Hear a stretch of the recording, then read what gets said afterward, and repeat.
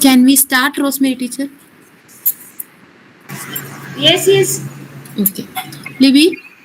Good afternoon, Shankran sir. Yeah, good afternoon, madam. How are you? Yeah, fine. Hope you are also fine. Yeah, it's fine. It's very nice. Okay, we'll hear. Libby? Yes, ma'am. Oh, please start. Okay. Good afternoon, one and all. A hearty welcome to the 8th day of Golden Jubilee Lecture Can we Series. start, Rosemary teacher? Yes. We have. Libby? Yes, ma'am. Hello. Yes, Libby, please. Okay, ma'am. Good afternoon, one and all. A hearty welcome to the 8th day of Golden Jubilee Lecture Series conducted by Department of Seed Science and Technology, College of Agriculture, Velanikara. To begin with, I invite Dr. DJ Bastian, Professor and Head, Department of Seed Science and Technology, to welcome the gathering. A very good afternoon. A warm welcome to the webinar series, Seed Sustainability, Caring, Sharing and Conserving Seeds for a Food Secure Future, conducted by the Department of Seed Science and Technology, College of Agriculture, Velanikara, as part of the Golden Jubilee celebrations of Kerala Agricultural University. At the outset, I would like to extend a very warm welcome to our most distinguished guest speaker of the day, Dr. V. Shankaran sir, a retired General Manager, NSC, and retired Director, Kushidan Seeds. Thank you very much, sir, for joining us today. And Dr. Rosemary Francis, Professor Plant Breeding and Genetics, Agricultural Research Station Manuti, is actually the brain behind this webinar series. And she has made great efforts to contact all the important key persons, and she has made a lot of efforts to contact our Shankaran sir and get this webinar on series on road. Thank you very much, Rosemary teacher, and also thank you for kindly consenting to offer the concluding remarks of today's webinar series. Ms. Fahida PK, Assistant Professor, Department of Seed Science and Technology, is the actual organizer behind this show. She was the one who sent the invite and set all the things in place. And today she has consented to offer to introduce our distinguished speaker of the day. Thank you very much, Fahida, and welcome to the seminar. Ms. Ruth Olivia, I welcome all the participants of this webinar, the delegates. The seminar is for you, and I hope you will have a very good, enjoy the session as well as take part in the deliberations. Thank you very much. Thank you, ma'am. Now I welcome Srimati Fahida PK, Assistant Professor, Department of Seed Science and Technology, to introduce the Honorable Speaker of the Day. Good afternoon, all. It gives me immense pleasure to introduce the distinguished guest of the day, Dr. V. Shankaran, who was the who has vast knowledge and more than 50 years of experience in seed industry. He completed BSc Agriculture, MSc and PhD in seed technology from Tamil Nadu Agricultural University. And soon after graduation, he joined in National Seed Corporation in 1965 as agricultural inspector. And then he worked as assistant seed production officer, deputy manager, joint manager, and deputy general manager in NSC, and retired as general manager in 2005. He further continued there as a consultant for 2 years. He also functioned as farm manager FSU Nandikotur in 1981 to 84 and regional manager in Bangalore in 91 to 94. In NSC, he handled a wide range of functions in various capacities: seed production, farm management, certification, processing, storage, sales and marketing, export and import, quality control, seed testing, and training. From 2007 to 2014, he was with Krishithan Seeds as Vice President and Director of QM and Product Evaluation. Apart from active participation and presentations in various seed-related seminars, workshops, and conferences, he published 40 papers, including 4 books as co-author, the latest being NSC's publication, NSC's Journey in the Service of Farmers, which was recently released by Union Minister of Agriculture in January 2021. From 2014 till date, he is rendering honorary service in seed-related areas to those who require assistance, help, and support as and when required.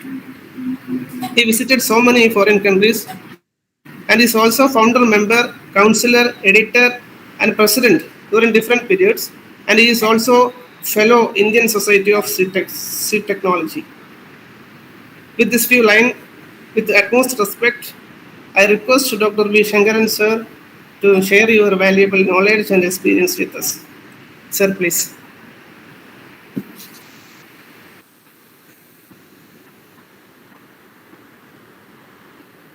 Am I audible? Yes, sir. At the outset, I should thank the Kerala Agriculture University in general, Madam Rosemary, Madam Dr. Dijvi, and the faculty and the team for giving me this opportunity to share some of the important developments in the Indian seed program, mainly starting with the National Seeds Competition. It's a long story anyway, but I will try to confine myself to about 20 slides. The first one being, first slide please. First slide please, yeah. Of course, tracing back, there are references to seed in very many ancient scriptures, in the Vedic periods, Bible, Quran, Persian literature, Greek, Roman, Arabic, in all of them, there is a reference to some extent. The references to seed is available, showing the importance of seed for human welfare. And with reference to our present day, we normally trace it back to a century old, 1925, that is a pre-independence period. In 1925, under the British rule, we had what is known as the Royal Commission on Agriculture, and followed by the Imperial Council of Agriculture Research. What is today the Indian Council of Agriculture Research was then the Imperial Council of Agriculture under the British rule. It was established on 16th July 1929. It was followed by Sir John Russell Commission 1937, Dr. Burns Committee 1944, Famine Inquiry Commission in 1944-45, Bengal famine. In 1946, we had the All India Seed Growers Merchants Association. That is how the background goes.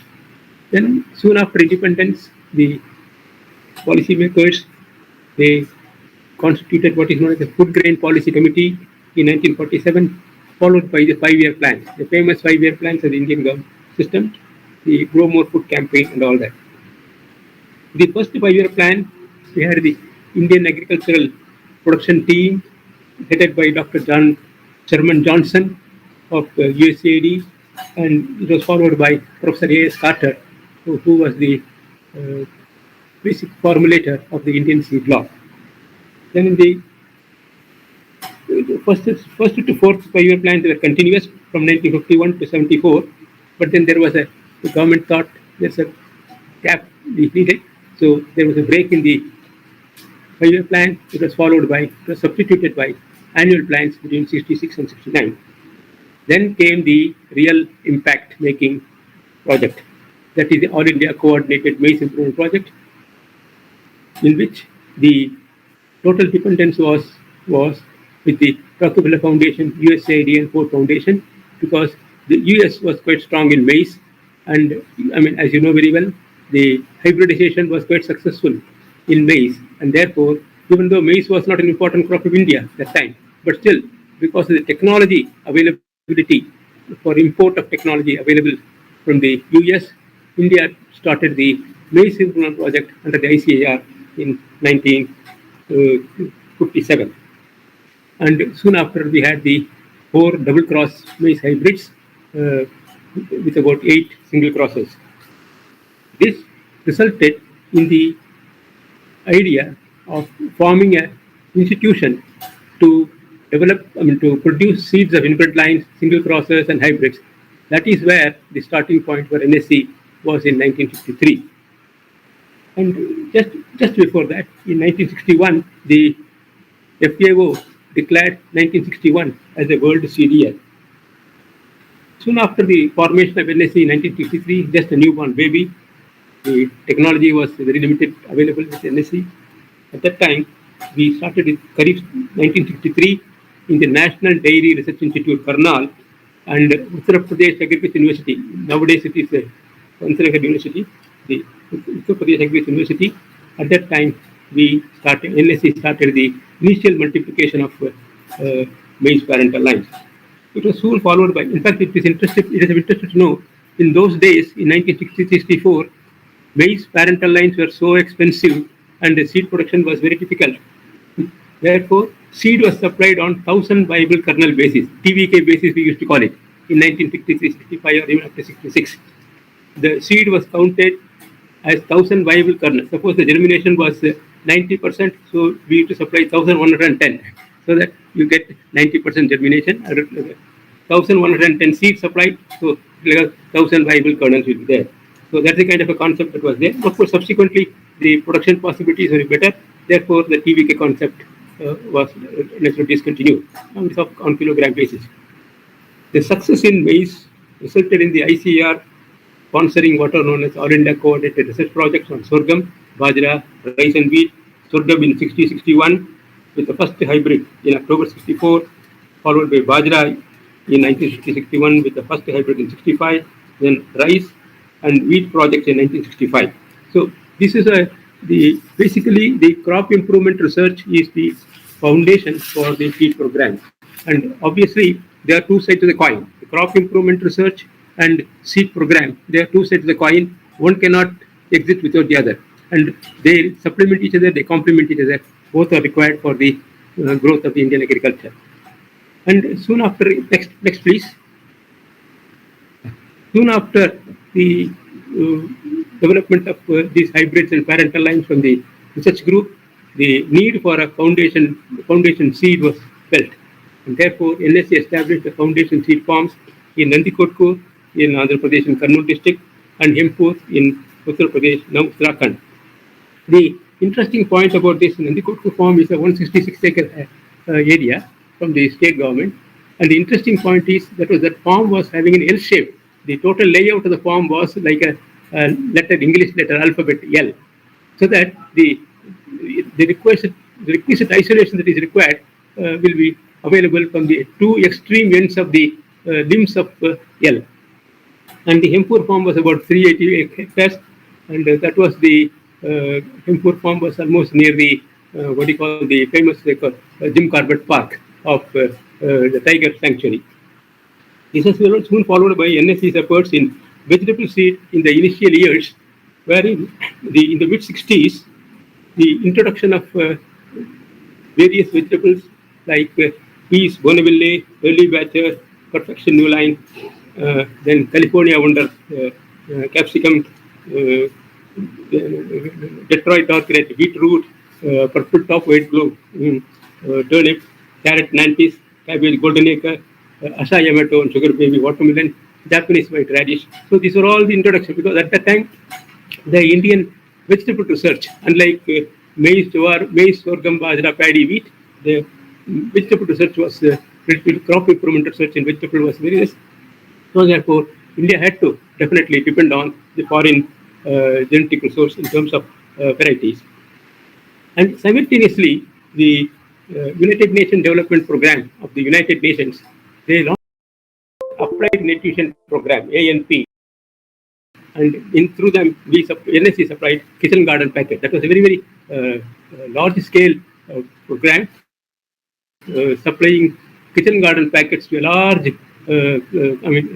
large population throughout the country. That was a very challenging program, wherein NSC supplied more than, I should say, each year, over 5 years, 7 years, the program ran, and each year the supply used to be about various vegetables according to the kitchen garden size. This was simultaneously followed by fodder seed beginning in the late 60s. The main fodder were seeds, oats, and to some extent some of the fodder jowar and fodder maize. And simultaneously, teosinte seed production was also taken up. This was immediately followed by introduction from abroad in the late 60s in the food crops, like in soybean, Clark, 63, include pelican, Lee, bragg, and all. And similarly, sunflower and sugar beet, chicory, groundnut. Interestingly, the Assyria mutandi variety of groundnut was introduced from those days. So that was all the earlier initiatives there. Then these earlier initiatives helped as I should say, drive by the National Seeds Corporation for the driving force for the development seed program. Soon thereafter was a real challenging assignment, that is rice and wheat seed programs in 65-68. That 3 year was a real, I should say, challenging period. The next slide, please. Next, please. In rice, the Taichung native world paddy, I mean, all of you must be familiar with that. It was the introduction by one Dr. G.V. Chalam, who was the first MD and the GM of NSC in 3 districts of Andhra Pradesh, Godavari, Krishna, and Guntur, which of course includes East and West Godavari districts. See, this was a very interesting program wherein the just 28 kilograms of Taichung native and paddy seed was brought by him, and it was multiplied between 3 seasons continuously. Produce, sow for 3 seasons. And by 1968, 1.5 lakh acres of 1.5 lakh quintals of TN1 rice seed was produced and supplied. But the problem with that variety was, it was you don't believe, it used to be a 75 to 80 productive tillers bunch. You can't hold it even with two palms together. But it was highly susceptible to the bacterial leaf blight because of the dense population in the plant, in spite of wider spacing, because each culp itself used to be so bulky that it was highly susceptible to the leaf hoppers, and apart from that, the bacterial leaf blight. Therefore, this program had to be almost for all particular abandoned. The variety had to be abandoned, but it became apparent in many. It was a very great donor in rice breeding program later. Simultaneous to that was the Mexican wheat seed import, 18,000 tons. Can't imagine. 1,800 truckloads continuously in between 1960-67, the largest ever import between any two countries at the time. Sonora 64, Dermaro 64A. The entire thing came, the first ship, new ship came from the Mexican border to the Kandla port in Gujarat in mid-September 66. And the two great scientists who were involved in that were Dr. Norman Borlaug and Dr. M. Swaminathan. But for their bold initiative, such a large-scale import of 18,000 tons involving so much of plant quarantine, etc., it was a real challenge. That was these two things, Taichung native program and Mexican wheat seed import, constituted the, I should say, the boost for the green revolution in the country. This was soon followed by the hybrid umber wheats. In the Indian research. The Kalyan Sona, Sonalika, Saved Dharma, Choti Dharma, these were all the varieties that came out of the umber wheats. because what happened was the Mexican wheat seed did not have the color, amber color, what was referred by the Indian public. So therefore, the Indian research concentrated on developing amber type of variety, amber colored varieties, and that is how we had the Kalyan Sona, Soroleka, Safed Dharma, Choti Dharma, and they gave a real fillip to the Indian wheat program. But again, the success did not last long. Soon after that, because of the rust epidemics and rust epidemics, the yellow rust, the white, brown rust and stem rust, we had rust epidemics all over the country in wheat production areas.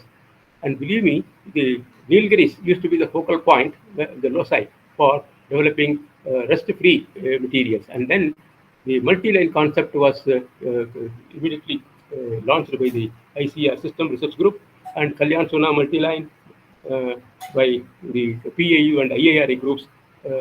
They substituted the routine variety. But then in the multi-line, in the multi-line concept, different varieties with different degrees of resistance to the rust, they used to mix up, 1 kg of each or 5 kg of each, four different lines of the same variety.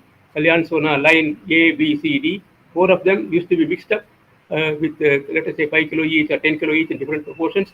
So the crop itself used to be the Kalyan Sona, but it will have the different degrees of resistance. That's what the multi-line concept was.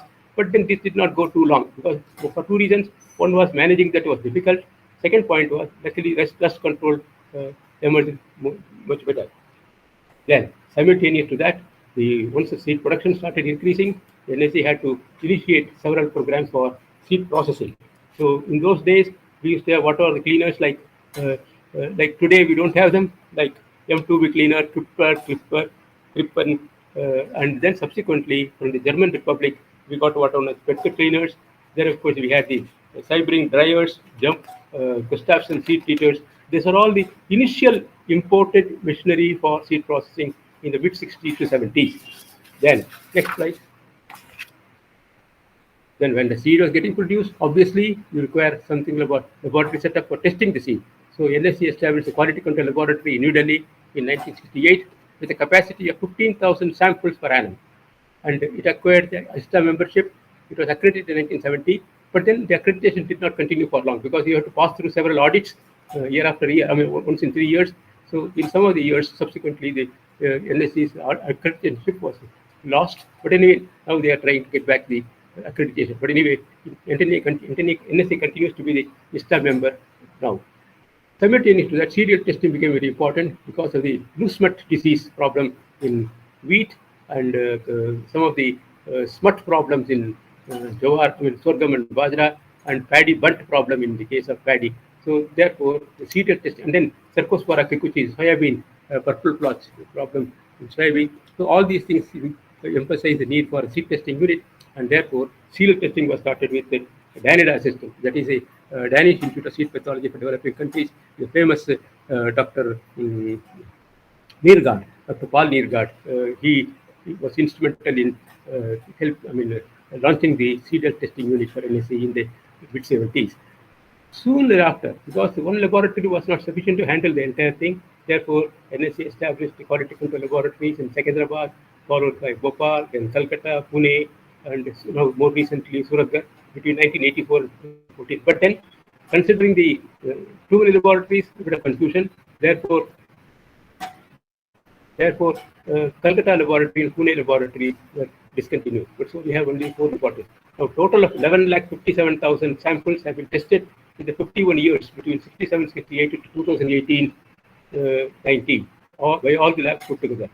And you will be happy to know that the NSC's laboratory in Delhi was recognized as the Allied Seed Testing Laboratory of Government of India, and also more recently, maybe about 8 years ago, we have what is DNA fingerprinting laboratory also.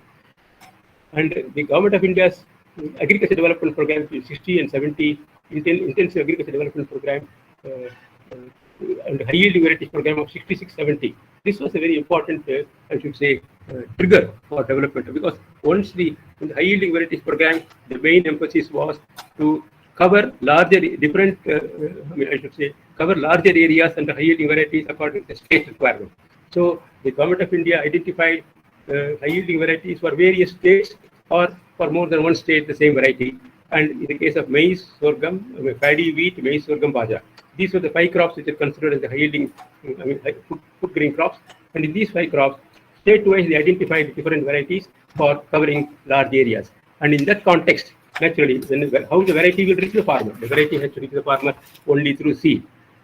That NSC played a very big role, because what happened between 64 to 74, 75, the foundation seed was just 304 quintal. By end of high yielding varieties program, it came up to 73,256 quintal.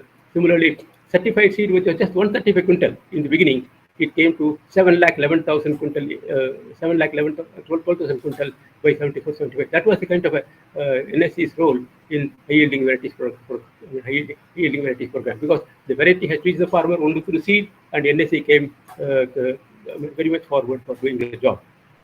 And the HUP impact on food production was also very important. Area coverage and the high yielding varieties increase of 6 million hectares in 68 to 34 million hectares in 75. And the origin of the term green revolution is interesting. Dr. William Gould of USAID, one of the directors in the USAID, he was examining the impact of various programs, and then he said in the developing countries the impact has become so big. Therefore, in 1969, he coined the term green revolution. So, green revolution terminology was formed by, created by Dr. William Gould of the USAID.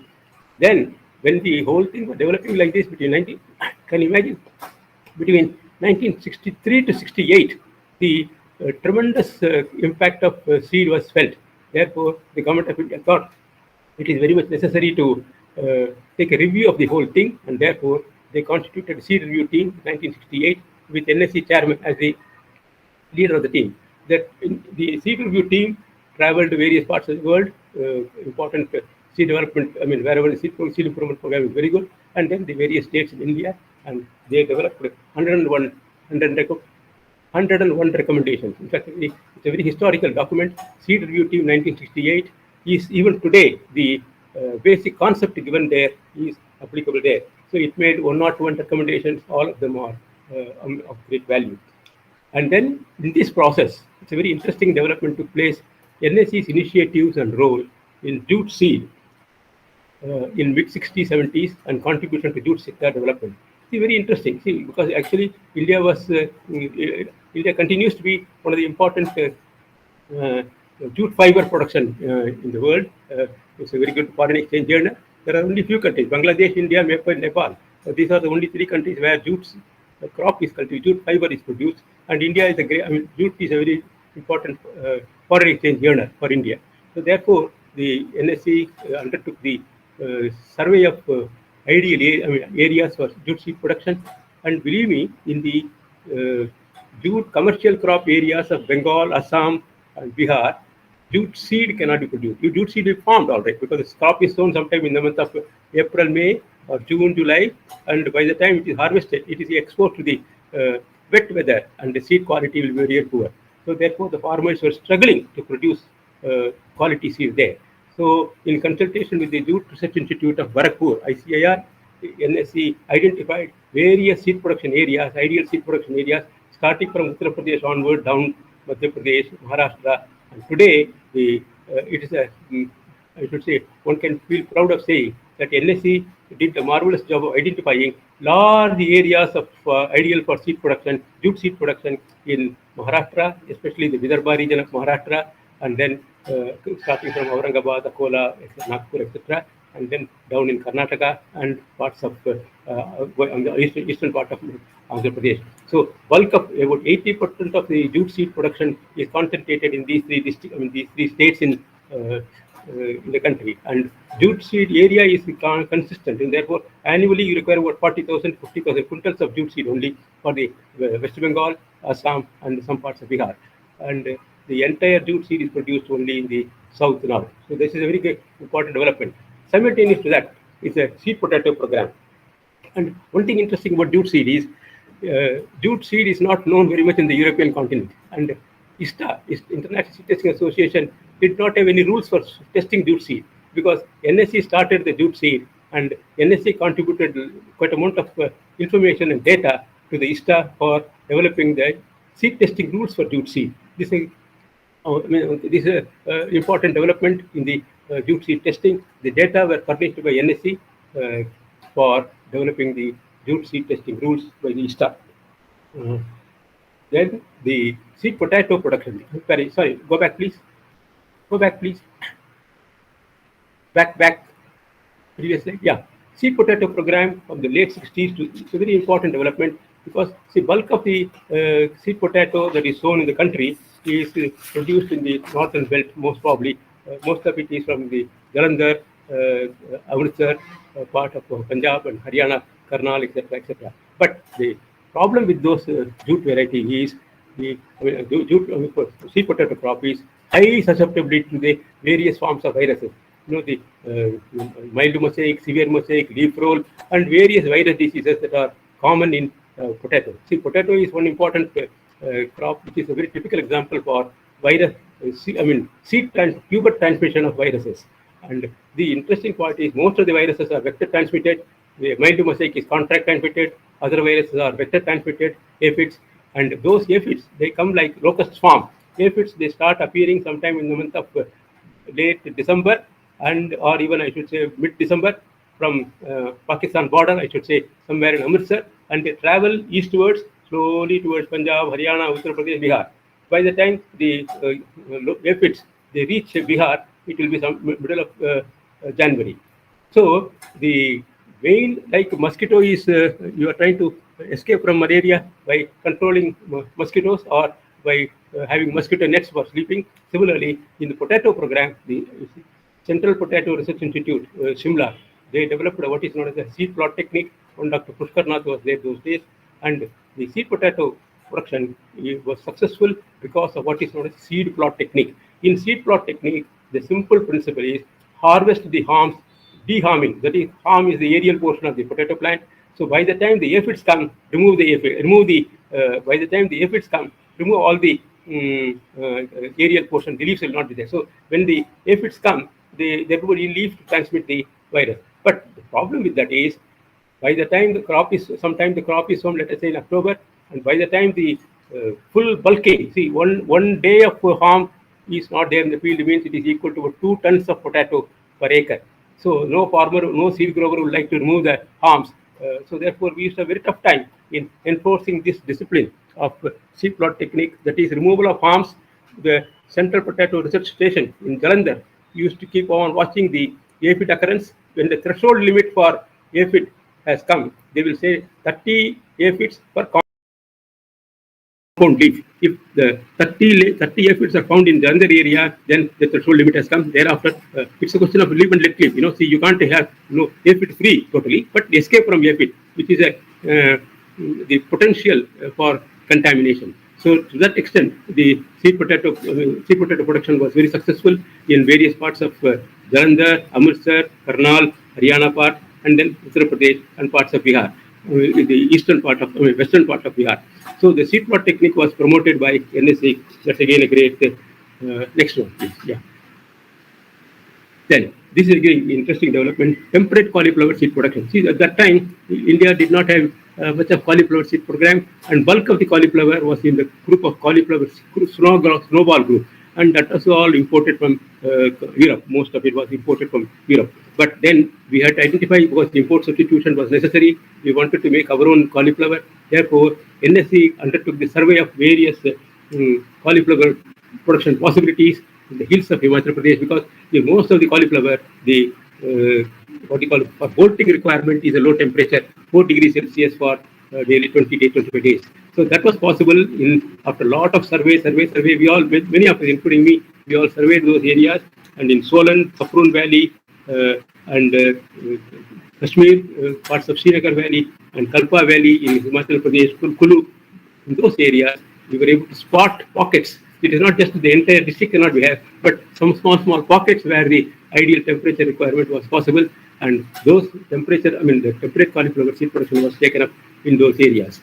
Then, simultaneous to that, so this was a very important development, because NSC's intervention in identification of ideal cauliflower seed production areas for temperate vegetables of cauliflower helped India in stopping the import and having local production, Atmanirbhar, what we call it nowadays. So then temperate vegetable seed production was also another important development because bulk of the various other temperate vegetables like cabbage, cauliflower, I told you already, carrot, beetroot, majority of them are turnip, nulkol, all of them are temperate vegetables. Their bulk of the seed products getting imported. But then NSE identified ideal seed production locations again in the Solan and Sapuran Valley of Himachal Pradesh. And to some extent, by the time the Indian Council of Agriculture Research, All India Cooperative Vegetable Project started developing what are known as Asiatic varieties. The temperate varieties are European varieties, and then Asiatic varieties are tropical varieties, which were able to bolt in the under even under the Madhya Pradesh condition, Rajasthan condition, Haryana condition. So therefore, we identified various production pockets for temperate vegetable seed production in the hills and the Asiatic varieties in the plains. And at that time, naturally, for producing the parental line seed of those temperate vegetables, NSE established a farm what is known as a range in Himachal Pradesh in Kulu Valley in 1972. And by that time, the Indian seed program was about 8 years old. From 63 to 70, then the government of India thought that apart from the seed review team of 1968, the development was so fast that was taking place all over the country. So the government wanted to have a review of the entire seed situation by the National Commission on Agriculture in 1976. See, the National like the Royal Commission on Agriculture, what I told you in 1925. Similarly, the National Commission on Agriculture of Indian Constitution, the Royal Commission on Agriculture was of British time. But the NCA, National Commission on Agriculture, was of Indian composition of 1970 to 76. They reviewed the entire agriculture situation in the country. Naturally, seed has to be one part. And chapter 42, chapter 47 of the NCA is a very, very important report which formed the basis for subsequent development. And interestingly, the NCA totally endorsed all the 101 recommendations of the seed review team, and then they formulated some other guidelines for the future. And then this naturally led to the breeder seed production. See, simultaneously, because the ICR was equipped with seed production for breeder seed, but not sufficiently enough. Therefore, NSE was given the authority to, permission to start a farm for breeder seed production in Bangalore from the early 80s. So the breeder seed production, basically, it's not a function of NSE, but to supplement the ICR's efforts, NSE produced breeder seed in the breeder seed farm in Bangalore for about more than about 12-13 years.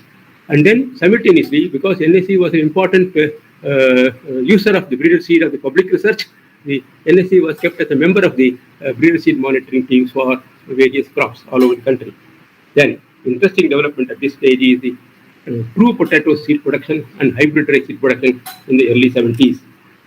In 91-92, see, the true potato seed, normally potato is propagated only by the tuber, vegetative propagated. But then the Professor S. Ramanujam of the Indian Agriculture Institute in 1940s itself, 1940s, he developed, he published papers showing the scope of producing true seed of potato by initiating the flowering and promoting the seed setting, etc., by extended photoperiod.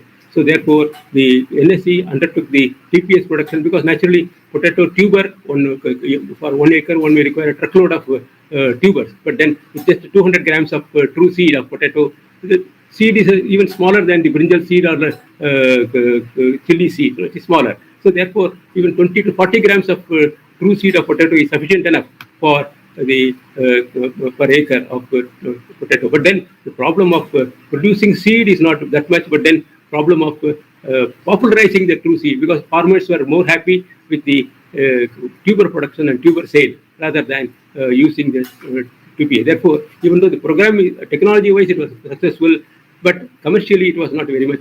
But still some companies are still producing TPS more for export purpose. Simultaneous to that was the hybrid rice seed production program, because it was the early 90s. Even though China has been the leader, but India did not catch up with the hybrid rice till the early 90s. And then starting with just 55 quintals of hybrid rice in the early 90s, but subsequently by 1999, 4,900 quintals of hybrid rice produced. Similarly, TPS, just 400 grams of TPS was produced starting with. but then subsequently it ended up with 43 kilograms. 43 kilograms is a very big quantity in the true seed of potato, TPS.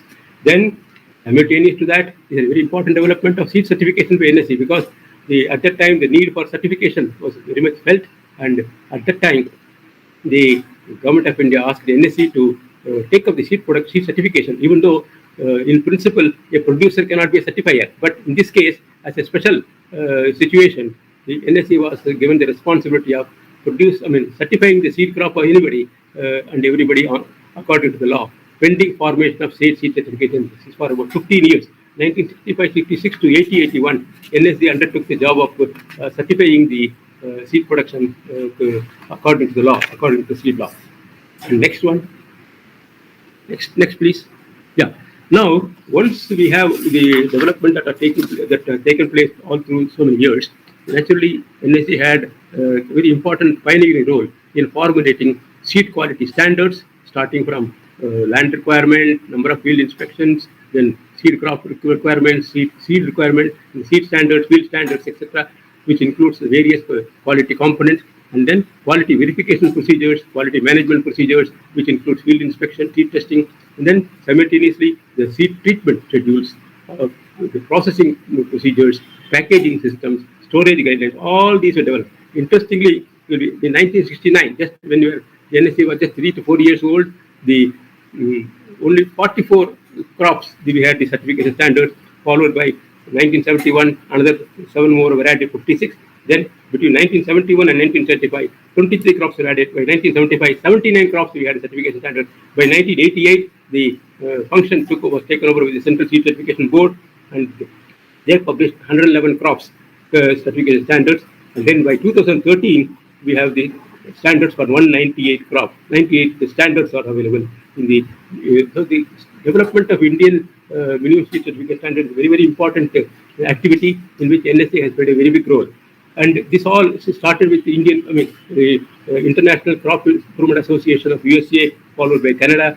That Indian Standards Institution, we had it. Then Association of Official Seed Certificate Agency, ISTA, plus apart from all that, the imported knowledge, we had plenty of, by the time, lot of technical knowledge had become available from the various agriculture universities, including Kerala, and the various agriculture universities in the country, the Indian Council of Agricultural Research. By the time, the ICR system also expanded so significantly. SAE system also expanded so significantly, and lot of technical input was available from the research groups of the various agriculture universities and ICR systems. And all these contribution to the seed quality standards, QM procedures, field inspection, seed testing schedules, processing sequences, packaging, storage guidelines, all these NSE was able to assimilate the technology available from the various ICR system, ICR centers, crop research directorates, centers of excellence, and then the various agriculture universities. So, but for that knowledge input from the various sources, NSE would not have been able to develop all those. But now, luckily, the NSE's, the Indian minimum seed certificate standards, Indian seed treatment schedule, and field inspection procedures, etc., or I should say, a model for various FAO projects all over the country, all over the world. None. This NSE's first decade, between 1953 to 1973, is considered to be the growth engine of growth engine role in the seed. And now, when all these things are taking place, just 10 years from NSE's formation, the government of India felt like somebody is running very fast, then you are trying to control the speed. So the Indian seed program was going very fast. So to some extent, somewhat haphazard also. So therefore, the government of India constituted what is known as the Committee on Public Undertakings in 1972-73, which reviewed the NSE's position. That led to immediately what is known as the National Seed Program. That is NSP. We all heard of. At that time, the government of India realized rightly that NSE as one organization is just not sufficient to meet the entire country's requirement. So therefore, better to have at least more than one NSE in the form of state level. By the time, because the varietal pattern also diversified a lot, and one NSE alone would not be possible to make available the entire quantity of all the varieties all over the country all the time.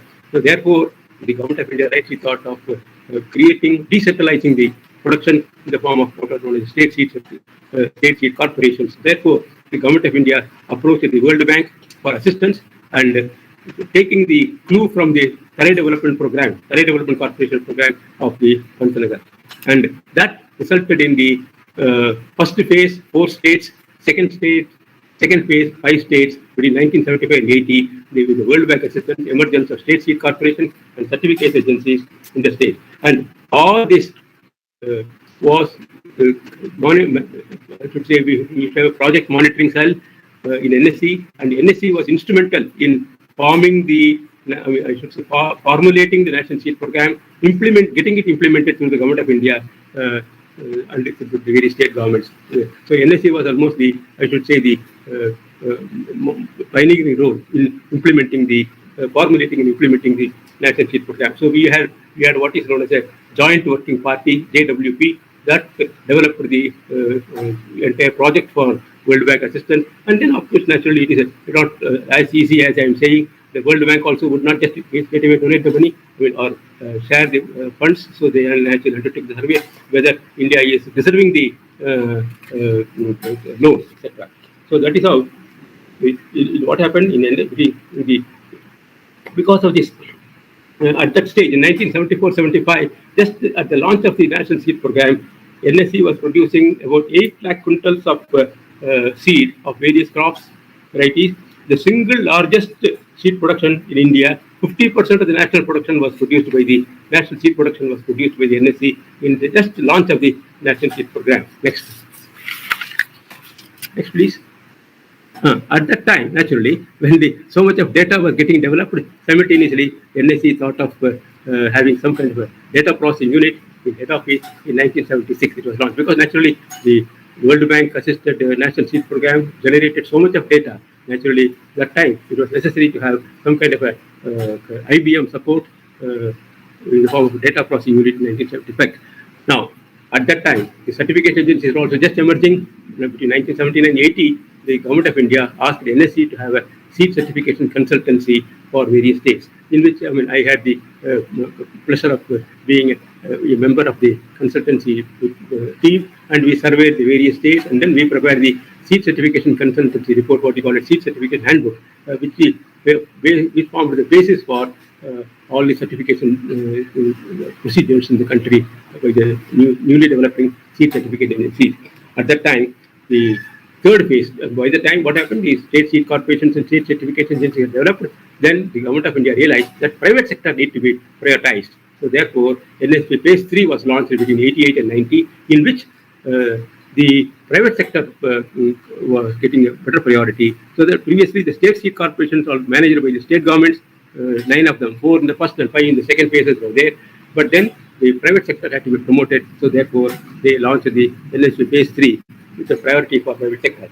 Now, it's all looking nice, but then the impact of NSP on NSC was quite significant, because what happened once the activity is taken over by the state seed corporations, naturally all of a sudden you cannot shrink the NSC's activities, because NSC handed over the seed processing plants, seed storage infrastructure, farms, seed processing plants, seed storage structures, and then simultaneously some of the staff also they preferred the state level corporation, because they don't because NSC means all India transfer, so they felt many staff members, especially technical group, they preferred the concerned state corporation. So when the staff suddenly transfer, and then also the government of also wanted the NSC staff, lock, stock and barrel should be handed over to the state seed corporation, so that the experienced team will be available with the state seed corporation. So that was that kind of impact naturally disturbed NSC's functioning for some time. But for transfer of the infrastructure, processing plant and storage structures, and also the farms as well as the staff transfer. But the simultaneous to that, NSC of course naturally had to bear that kind of a promotional role and concept formed by what is known as the engineering consultancy during NSP, because during that time the large scale seed production, naturally seed production and handling required great engineering consultancy, engineering support in terms of farm development, right from land identification to the full farm machinery identification, etc., for seed farm, and simultaneously the seed processing plant, seed storage construction, etc. So therefore, NSC rendered a tremendous support to the various state seed corporations in the form of, or even agriculture, various agriculture universities also for breeder seed farms and breeder seed storage centers, etc., for through the Indian engineering consultancy. And that time, the Industry Development Center was a very important development for the seed industry also, because after all, apart from the consultancy for public sector, the private sector had to be promoted. So therefore, in the mid-70s, NSC developed, constituted what is known as the Industry Development Center. In the IDC, we had models of various equipment from various countries identified, and by everything automatic, by switch of a button, by click of a button, the entire processing machinery will work. Like that, the today's, I should say, various processing machinery, processing equipment companies, they have their origin through the Industry Development Center. And then came the problem. By the time the country seed production also was, I should say, going in a way haphazard, because who is going to produce how much? Every state was trying to produce the same variety, larger quantity according to the competition, because the judging the seed demand was very difficult, and therefore it ended up with the cycles of feast and famine, overproduction or underproduction, non-availability or timely availability, not available in time, and then the price issue, and then the disease transmission problem, etc. So that was a kind of a confusion stage between the, I should say, soon after the NSP implementation for 5 years. And you will be surprised that the moment the NSP was launched in 1974-75, NSC was producing just 0.73, I should say 73,000 quintals of foundation seed, but it had to be brought down to 19,000 quintal in 2 years only. Similarly, NSC was producing 7 lakh quintals of certified seed in 74-75, but because of the various, I should say, SSCs producing different levels of seed, so NSC had to bring down the NSC certified seed production to only 3 lakh quintals. So that was because naturally NSC was not able to bear the shock of surpluses. So therefore, who is going to produce how much? That kind of coordination was very difficult. So therefore, next one, please. Next, please. The shortfalls and surpluses post NSP until the state seed corporation stabilized. So this was a very severe, I should say, setback in the Indian seed program during that 3-4 year period. So NSC's intervention had to be there for tiding over the situation, but at the same time, NSC had to shoulder the responsibility of meeting the shortfall. That was also a promotional role, a developmental role, as a service role. So therefore, NSC had to intervene in between to quickly tide over the situation, develop the seed program. Therefore, what happened? From the moment the government realized that the surpluses and shortages are very frequent, so therefore NSC said, Government of India said, NSC, you now come in the way and start producing. Therefore, from 80-81, we had only 4.5 lakh quintals, but by 84-85, we had 8 lakh quintals. So therefore, in a couple of 3-4 years, the production had to be enhanced significantly, and that resulted in 10% of the national seed production of 76 lakh quintal was produced by NSC in 84-85. So that was the kind of a thing. See, ups and downs were so much between that 1 decade, that 10-year period. The ups and downs were so much. But then the NSC had to, as a promotional role, as a service role, it had to take up that challenge. And then naturally, this resulted in the NSC's change in the NSC's outlook. The need was realized in the late 70s and late 80s and early 90s. Now, pre-release multiplication by NSC. This was again an important task assigned to NSC, because the continuously from the research group, plenty of varieties were coming out both from the state agricultural system and the ICR system, and there was a need for somebody to handle the early pre-release multiplication, so that by the time the variety is released, seed is available for the farmer. So pre-release multiplication concept, again, pre-release multiplication concept was promoted by NSC through the ICR and the SAU guidance. But for the SAU and the ICR guidance, the pre-release multiplication was not very successful. So NSC used to produce the variety, seed of the variety, just anticipating the release. So therefore, suppose you have identified 5 varieties in the crop workshops, and out of that only 2 are released, then the remaining 3 seed had to be dumped as a grain only. It cannot be given. So therefore, to that extent, there were, I should say, financial losses, but still, in the interest of promoting the, I should say, promising variety, releasing the variety, NSC had to take up. So over the last 10 years, for that matter, NSE had produced about 7,000 quintals of 110 varieties of under the pre-release multiplication program.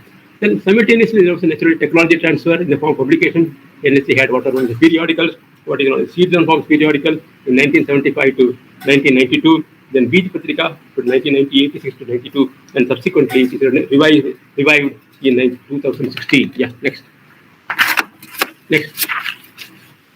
please. Yeah. Now, this is a very, very important, for that matter, in a way, interesting development also. See, Bajra downy mildew, pearl millet, Bajra downy mildew, green ear, was a very serious threat during the 85-86. Or for that matter, between 80 to 84, 1980 to 1984, Bajra downy mildew and green ear was a serious threat. And bulk of the seed was getting produced in the south. And the naturally being a soil borne also, the soil was very badly infected. We used to have the support of Dr. K.M. Safayullah of the Downy Mildew Research Laboratory, Mysore, Manasa Gangotri, and then they surveyed they surveyed the various areas. They found that these soils of, let us say, Nandyal or Nellore or Kalahasti, etc., they are highly infected by the fungus. So therefore, we had to discontinue the seed production of several Bajra hybrids in those periods. But then we can't leave it for long, because the seed produced in the south used to be the seed for the north, that is Rajasthan, Gujarat, Haryana. They were all, or even parts of southern Uttar Pradesh, they were all depending on the Bajra seed produced in the south. And if the seed having the downy mildew if it is carried over there, then the entire agricultural Bajra crop production will suffer a lot. And therefore, NSE was given the responsibility of identifying seed treatment material. And that time, the SIBA chemicals, they identified what is known as a metallexyl. We call it apron in the trade name. Metallexyl, believe us, sir, the metallexyl chemical was imported from SIBA Chemical, Switzerland, by unloading the luggage of all the passengers, over 2-3 aircrafts full of, the civil airlines. They were engaged for supplying metallexyl chemical, and the passengers' luggage was unloaded from the aircraft, and the NSE imported the metallexyl chemical in 85-86. That's okay. But then the problem is metallexyl is highly poisonous, and therefore the seed had to be treated with a lot of care and caution. We all participated in that. And then, apart from, believe me, sir, when we treated the seed, and suppose I am attending to sowing, just behind I will see some birds are dying. The crow or parrot or I should say sparrow will come and pluck the seed, take the seed from soil. Within 5 minutes it will die. Metallexyl was so injurious to the bird population. So therefore, and then the handling of the metallexyl chemical treatment with the State Department of Agriculture, various state level organizations in various parts of Rajasthan, Gujarat, some parts of northern Madhya Pradesh, and southern Haryana, and parts of southern Uttar Pradesh. In all these places, the metallexyl seed treatment took place on the spot, and we all had to run behind the entire seed distribution pattern, seed distribution program, and seed sowing program, so that no damage is done. That was a very great service at that time. And all this again, see, the seed activity was taking place so fast. Periodically, the government had to review. So therefore, they constituted what is known as an expert group on seed in 1987-89. Mr. Ramamurthy, who was the ex-chief secretary of Orissa, the government of Orissa, he was the chairman of the group. And then NSE had an important role in contributing to the input required for the expert group. Then again came another very severe issue of heavy wheat seed shortfall for Rabi 87-88 sowings. See what happened in Rabi 87-88 sowing, that is Rabi 86-87 crop of wheat in the northern belt suffered severely for various reasons. One is a simple kernel bunt, and then the various rust diseases, and also the weather damage. See what happened, the Rabi 86-87 crop, which was getting harvested in the month of March, April, it suffered heavily because of the heavy rainfall in March, April, just pre-summer showers, and the grain lost its luster and germinability. The seed lost its luster and grain germinability. So therefore, it resulted in heavy shortfall. About 4 lakh quintals of wheat seed was short for next Rabi 87 sowing. Therefore, Government of India launched a special program, what is known as the crash program, and it is very interesting to know that NSE identified there was no seed available.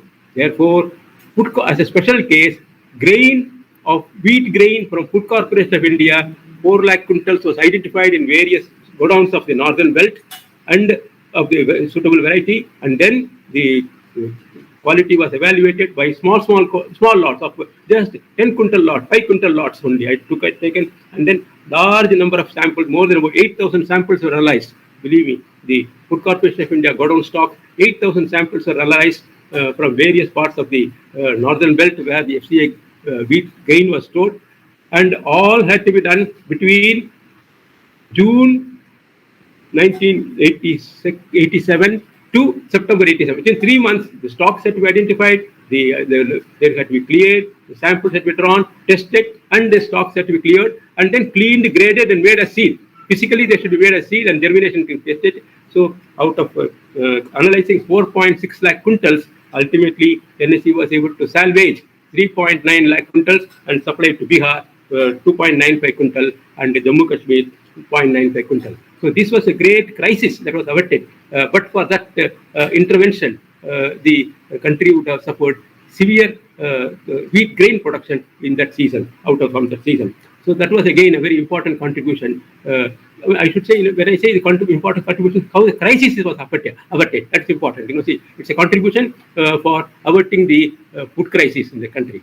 Then this is again followed by one more review in 1995 by Dr. M.V. Rao, the former Vice Chancellor of Andhra Pradesh Agriculture University, or the DGICIR, and then the Seed Policy Review Group identified made several recommendations, and then out of that came the National Seed Policy, what we call it as a National Seed Policy and Development.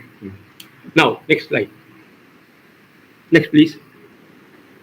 Next, please. Next, yeah. Now, when this was happening, the country was running short of chicory seed and sugar beet seed. No, sugar beet is a very important sugar substitute compared to sugar cane. I mean, as against sugar cane. So sugar beet was the main input for the Rajasthan Sriganganagar sugar mills, and for that they were getting only sugar beet. Seed was getting imported by them, and similarly chicory seed was imported by Nestle and Brook Bond. But then there was a lot of confusion in terms of quality of the product imported, etc. So therefore, the Government of India, in the Ministry of Commerce, asked the NSE to canalize appointed NSE as a canalizing agency for chicory and sugar beet. So this required quite a good amount of understanding the crop, because chicory seed production, sugar beet seed production was just not possible in the country, because we tried quite a lot of it in the Kalpa Valley of Kinnaur also, Kalpa Valley of Himachal Pradesh. But again, bulk of the sugar beet and chicory, when it was getting harvested in the month of March in the northern belt, it used to be caught suffering the rain. And sugar beet seed, sugar beet seed is like a palak seed or beetroot seed. The seed is spongy. See, the moment water drops fall on it, it swells and it dies. So, and it's a multi-germ, and therefore we had to import chicory and sugar beet seed, and the NSE was the canalizing agency for that. Now, another interesting development of a multi-ploss hybrid in Bajra. See, this development I am mentioning, so that how a crisis has to be handled. See, at that time, between 1981-82, the Indian Hybrid Bajra Development Program, they developed or released 3 varieties, 3 hybrids: BJ104, CJ104, BK560. Interestingly, you will find B was common for BJ104 and BK560. B and J is Jamnagar, K is Kanpur, and in the BK560, the B, that is the B and C alphabets, designate MS5154A and 5053A. One of them is 5154A and C is 5054A. So the female sterile was different, but the male was common. J104 in both B and J, C, the male was common. And similarly, the female was common in BJ104 and BK560. So what happened? So when the entire seed production had to be organized eventually, bulk of it was produced in Andhra Pradesh only, bulk of Nizamabad area, I should say Telangana area. So bulk of the hybrid Bajra seed production used to be there. NSE was producing, Andhra Pradesh Seed Corporation was also producing. So there were many, quite a continuous patch of hundreds of acres the Andhra Pradesh State Certification Agency was the certification agency. We all distributed BJ parent, CJ parent, BK parent. So female, male, all distributed. So there are 3 hybrids, and the parents are 4 parents only. B, C, J, and K. There are only 4 parents for 3 hybrids. So what happened? The farmers, the seed growers, when they took up the seed production for NSC, they took up the seed production for Andhra Pradesh State Seed Development Corporation. Believe us, sir, when we go for inspection, we used to find the farmers have transplanted, they used to take up the transplanting of bajra, or even the sharing the seeds. Somebody was running short of seed, female parent he will give, and male parent he will share, like that they were doing. So the seedlings were transplanted, and when we went for inspection, we could see plenty of isolation problem. I mean, the adjoining BJ 104 was very near, again, bajra being a highly cross-pollinated crop. The isolation was a very, very tricky issue. So BJ 104 adjoining field was within the isolation distance. We had a BK 560 or BK 560 or CJ 104. So the whole area of bajra hybrid seed production in those areas were highly isolation suffering. I mean, they suffered severely for isolation. Now, Andhra Pradesh Seed Certification Agency, NSC, Andhra Pradesh State Seed Corporation, all were involved. And I mean, all were associated in the program. And now we were not able to come out of the situation, because if you reject a crop, if you reject the area, it is the entire area, majority of the area will go away, and then the seed required for Rajasthan, Gujarat would not be available at all. Haryana would not be available. So therefore, next season, Kharif 83, there will be no bajra seed at all in the typical bajra, no typical hybrid bajra seed in the typical hybrid bajra areas. So therefore, the NSC had to take it up seriously with. Yeah, madam, I am not able to see this slide. When Dr. Vijay, I am not able to see the slide. Ruth? Hello. Yes, sir. I will set it, sir. Okay. Sir, 1 second, connection problem. Pardon? Sir, connection problem. She will start. Okay. May I continue without that also? No problem. Yes, sir. Okay. So what happened? NSC had to come in between, and naturally it had to be technically very sound decision, because if the area is rejected, seed won't be available, and also the seed growers will suffer. And then to some extent, the staff of the certification agency, staff of NSC, staff of Andhra Pradesh Seed Corporation, all of us had the real anxiety how to come out of the situation. Now, at that time, we had the All India Coordinated Bajra Improvement Project. Dr. Pokhriyal used to be there, Dr. B.R. Murthy used to be there. And then a confidential secretary meeting was taken up with the ICAR and the Government of India, various experts and policy makers and decision makers. They were together, and with the Prime Minister's approval, interestingly, with the Prime Minister's approval had to be taken, because we are going to take a very big decision. Now, what do we call this hybrid? If you reject, the seed will not be available. But if you accept it, it is not a real BJ or CJ or BK. Now, therefore, the Government of India advised rightly, the ICR, the various agriculture research group, they advised, okay, call it as a multiple cross hybrid bajra. That means collect all the seed, no problem, as long as it is a combination of BJ, CJ, BK, it's fine. Take it as a multiple cross hybrid bajra. And that is a only one-time exception. You know, just like as I told you, the Food Corporation of India grain was given as seed as one-time exception. Similarly, the multiple cross hybrid bajra is a one-time exception for the crisis period. So this was a very interesting development. I thought I should share with you. So whenever we take up seed production, we have to see that the parents, if they are matching, then quite likely the seed growers will try to, they won't appreciate the difficulties in data. So therefore, we have to be careful with that.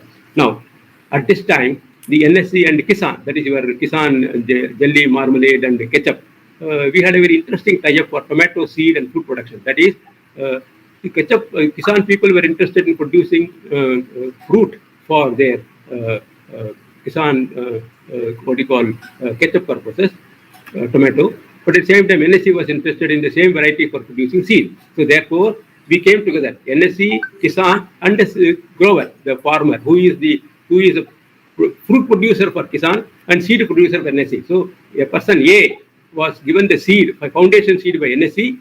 He will raise the crop. NSC will inspect the crop and clear it from seed point of view, or genetic purity point of view. Kisan will inspect the crop from fruit quality fruit quality point of view. Then the fruits will be delivered in the Kisan factory in Bangalore.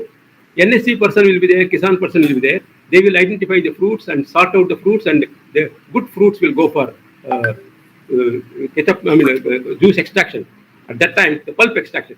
From that pulp, the seed will be taken, and that seed will be given back to NSC. NSC will pay to the grower for seed, and Kisan will pay the grower for the fruit pulp. So that was the kind. So all the three were benefited. You see, it's a win-win situation for both NSC, Kisan, and for the three. In fact, NSC, Kisan, and the fruit or seed grower. So that was happening for about 10 years, and subsequently, of course, the program did not catch up because the varietal pattern changed a lot, and most of the hybrid did not have enough of seed for production. We wanted to have less seed in the hybrids, and therefore the tomato ketchup production, the preferences were different. So that is an important thing. At that time, now what happened? Here till then, the NSC was handling high volume, low value. High volume, I mean, like say for instance, wheat, paddy, gram, etc., or peas, etc. The seed rate is very high, but the seed price is relatively lower. So therefore, they were not highly profit making. I mean, from the commercial point of view, they were not a very commercially viable profession compared to low volume, high value. Say for example, hybrid cabbage. So low value, maybe 100 gram, but then the price is maybe 100 gram will cost us 1,000 rupees, let us say. But the low volume, high value, therefore the product mix combination, product range has to be identified in such a way you have a suitable product range so that the company, the institution runs on an economically viable proposition. So therefore, we had to have a proper product mix. Now, as a result, what was there as a 90% high volume and 10% low value, high volume crop, 90% high volume, now slowly it came down to 70% high volume. So that we try to substitute the high volume with the high value so that the economy of the institution runs well. So as a result, today we have about 60 to 70 crops and handling about 500, 600 varieties. The varietal crops will continue the same, but the varietal naturally is a dynamic situation. Today a new variety comes, so it replaces the old variety. That you know very well. So on an average, it is stabilized between 500, 600 varieties. Now, at this point of time, the MOU, the Memorandum of Understanding with the Ministry of Agriculture, it started because naturally the Government of India also thought that all the public sector PSUs should be given a target by the concerned ministry and kept a watch on their activity or their performance. So therefore, the Ministry of Agriculture from 1997-98 onwards, they introduced what is known as a Memorandum of Understanding, and NSC was given the rating according by the Department of Public Enterprises for 16 years from 0304. And there, out of the 16 years, NSC received excellent award. Excellent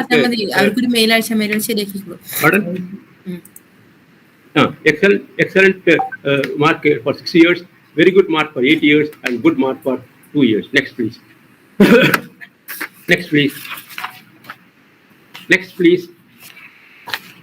Next. Yeah. Now, it's again, when all this activity was taking place, NSC had the, again, interesting challenge of introducing crop varieties for non-traditional areas, introducing crop varieties for non-traditional areas for difficult areas. So, as an example, gram anigiri, which is a variety of gram variety of Karnataka, NSC had the pleasure of introducing it very successfully in Bihar. Similarly, groundnut ICGV 76, which is a variety of Vicrisat, was not known in Northeast, and then NSC had successfully introduced this variety. Similarly, cotton LRA 5166 of Tamil Nadu, it was successfully introduced in West Bengal. And very interestingly, Stylosanthes hamata. Stylosanthes hamata is a, I should say, almost annual but self-seeding fodder or a green manure root binding effect. See, what do you call the foothill? I'm sorry, the Western Ghats. The Western Ghats Railway Board has a problem. The Railway Board, they said the Western Ghats, the train that is traveling, that is through the railway tracks are getting destroyed through the torrential rains. So how do you the guard section portion, how do you safeguard the soil from erosion so that the railway track doesn't get disturbed? So we surveyed various, I should say, we consulted various experts on the line, and then finally we came up with what is known as the Stylosanthus amata. Stylosanthus amata has a very interesting root binding effect, the soil binding effect. The roots spread very fast, they bind the soil so that the soil will not even, and then it's almost like a mat on the soil. So when the Stylosanthus crop comes up, the plants come up, they form a mat on the soil, and when the rain falls heavily also, the soil will not get eroded. So that's the kind of a very single contribution. Even today, if you find in the Western Ghats, the railway track alongside, Stylosanthus hamata will be there. Similarly, the same Stylosanthus hamata helped us in saving the foundations of Guwahati. The various colleges in the Guwahati region, they had in the Assam region, they had the problem of the foundation becoming weaker. So therefore, we supplied Stylosanthus hamata seed for preventing soil erosion. Simultaneous to that is the seed production in non-traditional areas. See, for instance, late 90s and 70s, and now non-traditional area seed production. See, we wanted to naturally go for, because it started with soybean. See, soybean, usually bulk of the soybean seed is produced in Madhya Pradesh and parts of Maharashtra. But then we had a severe problem of what is known as the purple plot of soybean, where the seed gets purple color caused by Cercospora cacucci, and that was a real problem, and therefore we had to find it in alternate area. So a non-traditional area of Karnataka, Andhra Pradesh and Tamil Nadu, the production was possible. And like that, the non-traditional area of hybrid maize in West Bengal, you have in Nadia district. Now we have been able to identify non-traditional area seed production. Now, when all these were happening, NSC had the responsibility of producing various publications. We have minimum seed certificate standards, field inspection manual, seed processing plant operators handbook, seed processing, seed marketing, seed storage and packaging, handbook for seed inspectors, seed testing manual, seed legislation, and the handbook of cultivars, national catalog of varieties, and more recently, the NSC's journey in the service of farmers, which was released in January 2021. So the various publications, through these various publications, NSC was able to transfer the information, make available information to the Indian seed program. Now, apart from all these, as a part of the whole thing, NSC's role in training is very, very significant. Starting with 1965, just NSC was just 2 years old, and somehow I belong to the first batch of the 1965 training batch. Between 1965 and 1999, 235 courses were conducted, 3357 people were trained, and in 284 from 30 countries. This was the very big contribution by NSC, leading to what is today the National Seed Training Research and Training Center in Varanasi. The NSC formulated a scheme for just 32 lakhs, what is known as the NSTC, National Seed Training Center, in 1980. Madam Anna Malhotra, who was our chairman, who was the, I should say, the Joint Secretary in the Ministry of Agriculture. She was chairman also during the period 1980. So we submitted a scheme to the Government of India, what is known as the National Seed Training Center. And that National Seed Training Center, the concept, the idea, which was 32 lakhs only at that time. Then it became a very big institution, what is known as the National Seed Research Center for National Seed Research Training Center, Seed Research and Training Center in Varanasi, what we have today. So the starting point of a small training program, small training activity, and today we have what are known as a 3-day courses, 5-day courses, etc., and large-scale farmers training program, etc. And then naturally all these happenings were taking place. At that time, several delegations also came from various countries. They continue to keep coming. I'm not listing them, all of them. So far, 92 delegations have come to NSC from 49 countries. Now, another interesting activity is the, I should say, contribution or the crisis is the Odisha cyclone. Many of you may be knowing, in 1999, between 25th October to 3rd November 1999, the Odisha, I should say 14 districts of Odisha, around the coastal Odisha, they suffered severely, unbelievable. They suffered severely due to the cyclone, like what we had, tsunami, etc. That kind of a cyclone, they had it in the 25th October to 3rd November 1999. And now, naturally, in fact, I was also a party to the relief mission that time on Dr. C.R. Hazra, the former VC of Raipur, was also there. And he was leading the team. and then we surveyed. Believe us, sir, the suffering of the farmers, they were not having even a kacha banyan also. To that extent, they had suffered. So they were wearing a small langot only. I mean, that is, and all the trees, everything was, I should say, ravaged by the severe cyclone. Then sea water, interestingly, the sea water from the Bay of Bengal, it has entered into the various areas of even Cuttack, CRRA Cuttack was underwater at that time, So that was kind of a serious thing. At that time, NSC had to play a big role in supplying seed supply as a relief seed supply, 14,000 odd quintals of 11 field crops and 29 varieties, and 7 field crops, 7 varieties of 7 vegetable crops, 10 varieties in 14 districts, all on war footing. And interestingly, the value of traditional varieties was realized that time. That time, when we surveyed it, many farmers there asked for Lunisri, L-U-N-I, Lunisri variety of paddy, which was salt resistant. And unfortunately, believe us, sir, the Lunisri variety of paddy was there, all right, in the germ blossom or in the CRRA Cuttack, their seed collection, but nobody was producing seed. At that time, the government realized that, we cannot leave the, I should say, variety developed for specific purposes, and therefore a special program had to be launched. That is our next slide. Next slide, please. Yeah, that is how, soon after the, see, the point is sometimes when you get a beating, you realize how to solve the problem. So, I mean, how to manage it. So, therefore, the Government of India launched what is known as the Seed Bank Scheme. Seed Bank Scheme is a scheme launched by the Government of India in 2001 and 0506 in the 9th and 10th 5-year plan. And the basic concept of Seed Bank Scheme is all those who are producing seed in the public research system, public seed sector, they should earmark X percentage of their seed as a reserve stock that should not be sold, so that in the event of any calamity, the seed should be available readily. So, okay, it is easy to say, but then the moment the seed is stored, it becomes, by the time, say, you don't anticipate, you don't foresee any calamity. But if the calamity doesn't take place at all, then the seed becomes old, then that seed cannot be sold. So therefore, all of us, all the PSUs, NSC had again, even today also we have what is known as a reserve stock scheme or a seed bank scheme. So the seed is kept there in anticipation of emergency. But that emergency, by God's grace, it doesn't happen, then that seed becomes old. That, and even during the emergency also, the farmer with reluctance, he will take the seed. Naturally, there also he would like to have the fresh seed. Even the relief seed, he would like to have fresh seed rather than the old seed. So therefore, it continues to be a problem. But anyway, you can't help it. So therefore, the Government of India has what is known as a seed bank scheme. The result of the Orissa cyclone taught us the lesson of having a seed bank scheme.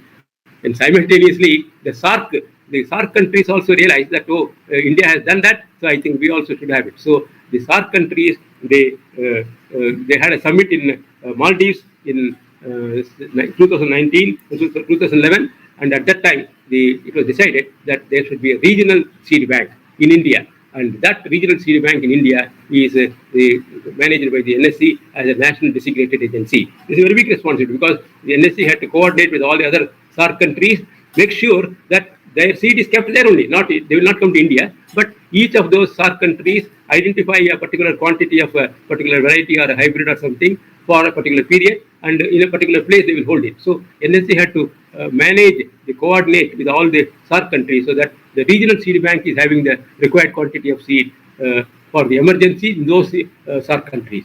That's a kind of a national designated agency responsibility. It's a big responsibility. Now, when this is happening, the government, naturally NSC had the important role of public-private and public-private partnership since 2003-4. Because when all this development was taking place, it was necessary to have partnership association with the various seed organizations. So therefore, there were, by the time the various, very good seed companies have come out. There are many, at least a dozen of them. You can easily name them. Many of you are knowing also. So the private sector was also developing very fast. So therefore, it was necessary to have a private sector association also with the NSC. And similarly, many public sector corporations, including SAUs and breeder seed production centers, they had very good programs on seed. So therefore, public-private partnership between NSC and other public sector, and between NSC and the private sector, they have become a rule of the day from 2003-14. Now, At that time, the private sector developed very fast. So therefore, all the private seed companies, they joined together what is known as the Seed Association of India, SAI. Then that SAI was there for about Seed Association of India was there for about 5 years or so. But then subsequently, there was again actually some kind of a rub in between. So Association of Seed Industry in India, that came. Then Indian Seed Industry Association. So all those things what I am showing in the slide in the red, they were there, they are not there now. Then all these vanished, and subsequently what is known as the National Seed Association of India, NSAI, has come into existence now. That is the National Seed Association. Now, more recently, in 2016, we have what is known as the Federation of Seed Industry of India. So, today, we have only two important national level seed organizations in the private sector, NSAI, National Seed Association of India, and Federation of Seed Industry of India. These are the two. Both are based in the Andhra Pradesh anyway. Now, simultaneous to that, naturally, NSC had to improve its image in terms of ISO certification. So, therefore, in 2003-4, the NSC started the ISO certification initiatives, and then by 2007, the QMS, Quality Management System, and by 2009, the Environmental Management System, EMS and QMS, they were launched, and they are continuing to have the certification going on. Next, please. Yeah. Now, at that time, the government of India realized again the assistance for boosting seed production in the private sector was necessary. Assistance was required. So in 2005, 2006, assisting the private sector participation, assisting the seed production in the private sector. So therefore, they launched it. Now, more recently, by maybe about 2 months ago, they have announced it that the scheme is not existing now. That's over. But whatever it is, during this period, until March 2019, from 2005-6 to 2019, NSC had assisted, of course, through Government of India funds. It is not NSC's money, it is the Government of India finance, but it's NSC had the important role of being a nodal agency for identifying the beneficiary, their capability, their fitness, eligibility, and whether the fund is going for the right cause, right purpose, etc. They identified all the guidelines, and 651 beneficiaries have been identified, have been given the assistance, leading to 160 lakh quintals of seed processing capacity and 61 lakh quintals of storage capacity, and amounting to 63 crores. So this is the amount of money the Government of India money has been spent by NSC as a nodal agency for supporting so you have what 651 beneficiaries who have been benefited by the scheme. It was launched by the Government of India, NSC as the nodal agency. Now it's a very important task because NSC had to monitor NSC had to invite the proposal, examine the proposal, find out the justification for the proposal, and find out the eligibility of the person or the eligibility of the area for the particular investment, and then finally sanction that. So therefore, it had to be a technically very sound activity. So that NSC had it done. Then NSC seed supplies in remote areas.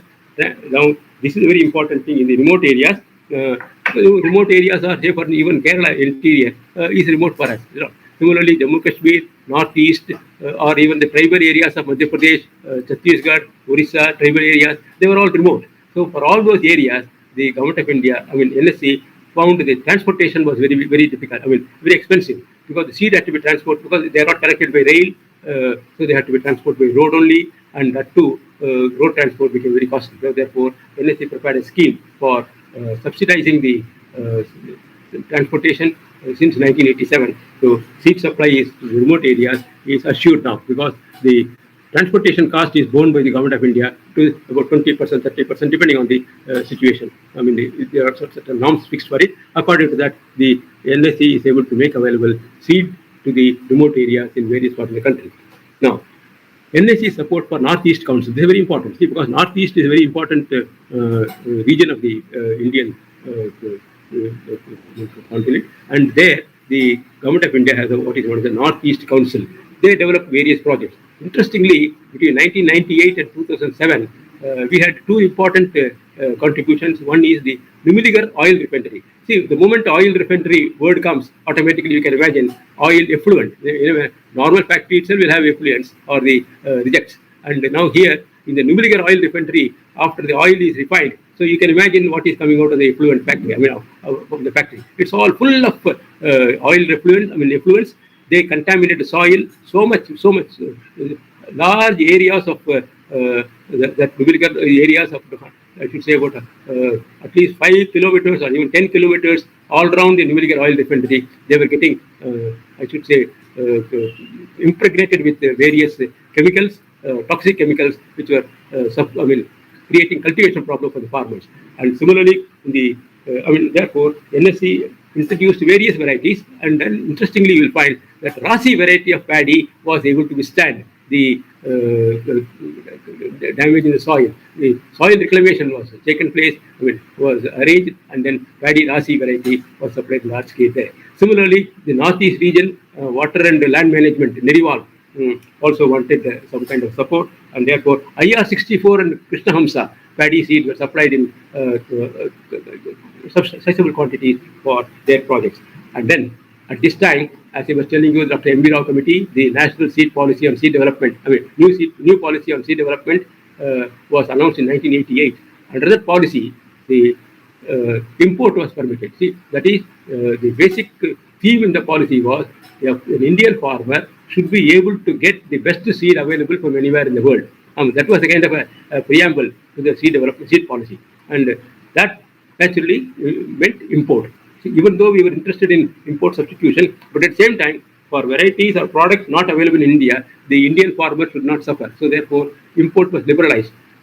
And by liberalizing import, but at the same time, it cannot be just left and right import, so it has to be regulated properly. So therefore, NSC was given a responsibility of registering the importers. So there's at least one agency where the seed importer will register himself, or the company will register itself and indicate what they are going to import, from where they are importing. NSC will not interfere with the financial or commercial transaction, but NSC should know on behalf of the government of India who is going to import what from where. That's all. From the quarantine part of it, the Directorate of Plant Protection and Quarantine will take care. The financial part of it, commercial part of it, the companies will take care in between them. But the company should get registered. So NSC was given a responsibility of registering the company, renewing the license for 2 years or 3 years. So there we have actually so by 31st March 2019, NSC has registered 572 seed companies or seed importers in the country, vegetable seed importers in the country. Next, please. Yeah. Now, when the import was liberalized under the new policy on seed development, naturally NSC had to take a big load in importing, because naturally that was the starting point for the large-scale import. And cabbage was the first target for us. See, that time the Sakata, Taki, Royals Louis, they were all the primary, important, I should say, sources for quality seed from other countries. Now, naturally, NSC got in touch with the various companies, and of which Sakata came first, and it was a starting point. Green Boy cabbage, Green Boy hybrid of cabbage was imported. Believe us, sir, we were importing it, and the total sale price did not exceed 6,000 rupees per kilogram, whereas before that, the same hybrid cabbage was getting sold at 15,000 rupees a kilogram. So NSC's intervention brought down the hybrid cabbage sale price availability to the farmer. So that was a very important intervention. See, by moderating NSC seed import by NSC after the new policy on seed development was announced, brought down the sale price of commercial vegetable seed in the Indian seed trade. And that's a very important contribution. And then seed exports by NSC. This is again a very interesting activity by NSC for 17 countries in 15 crops. NSC has imported so far various quantities, of which the next one, wheat seed to Bangladesh, 30,000 quintal, and Afghanistan, 1,300 quintal in September, October 90, was a very, very important activity. What happened? During that period, the entire country was in turmoil due to Ram Janmabhoomi agitation on the one hand and anti-mental agitation on the other hand.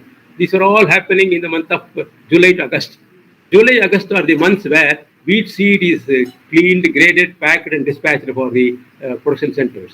But it was that time Bangladesh wanted 30,000 quintals of wheat seed, Afghanistan wanted 1,300 quintals of wheat seed. And Pakistan, we cannot cross Pakistan. Pakistan was not allowing the wheat seed to Afghanistan to go from India through the land. So therefore, we had to identify how to reach the seed to Afghanistan, because India, even as of today, also India is, I should say, politically or diplomatically, it is connected to Afghanistan with a good relation. So therefore, India had to support the need of Afghanistan for wheat seed, 1,300 quintals. But how to reach it?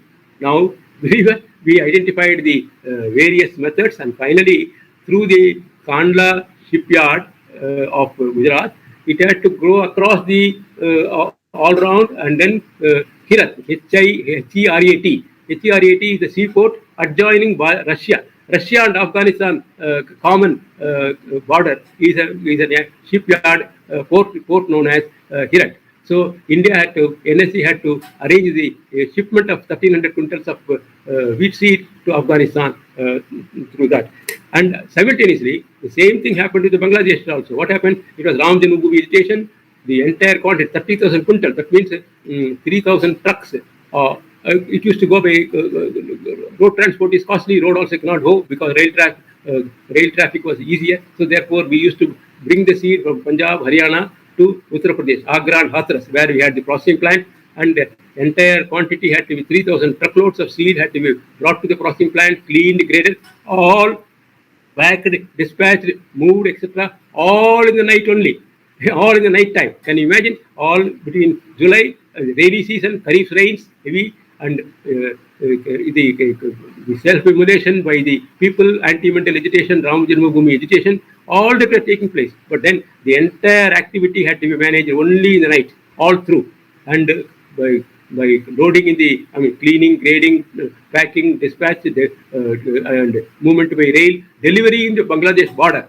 All this had to be happened only in the night time for nearly 2 months between September, October 90.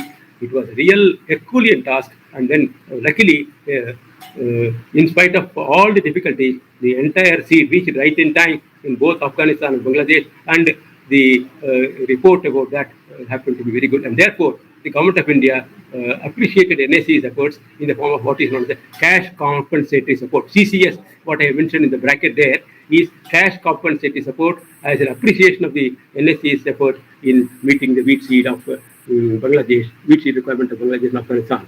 Now, by the time the Delhi University came out with what is known as the hybrid mustard seed, DMH1, and then the NAFED people also came, Amul people also came forward for promoting that, and then therefore we started initiative in hybrid maize seed production.